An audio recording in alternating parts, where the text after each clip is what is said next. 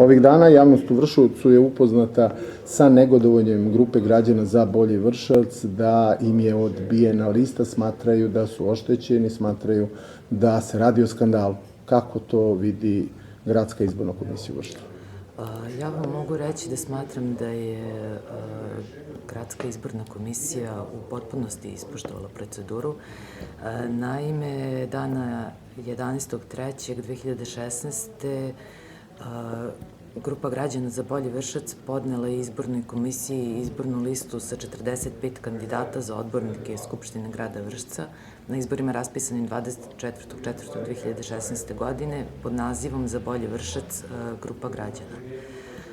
Prilikom razmatranja navedene izborne liste utvrdili smo da ista ima određene nedostatke, te smo im naložili da u roku od 48 časova od časa prijema zaključka dostave izbornu listu kandidata koja će biti usklađena sa članom 20 stav 3 Zakona o lokalnim izborima i sporazum o osnivanju grupe građana kako je predviđeno članom 41 stav 1 tačka 9 uputstva za provođenje izbora za narodne poslanike Narodne skupštine.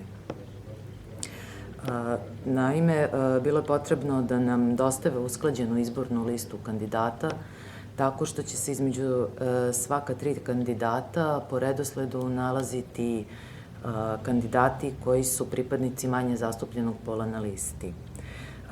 Takođe da nam dostave sporazum o osnivanju grupe građana overen od strane javnog beležnika.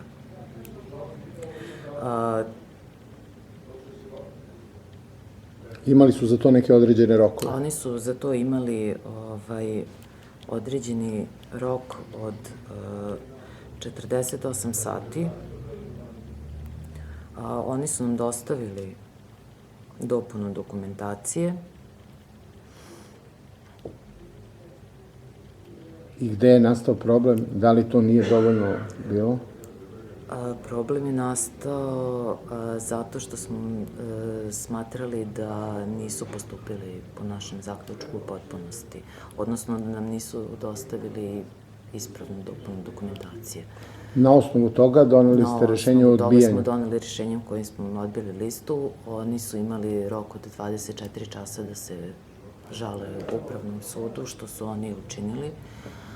Stigala nam je njihova žalba i trenutno spremamo dokumentaciju uz odgovor na žalbu, dostavljamo Upravnom sudu koji će u roku ukupno od 48 časova od prijema njihove žalbe odlučiti.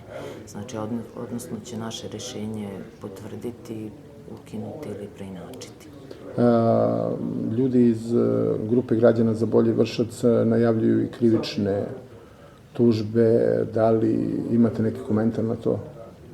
Nemam komentar. Hvala vam puno.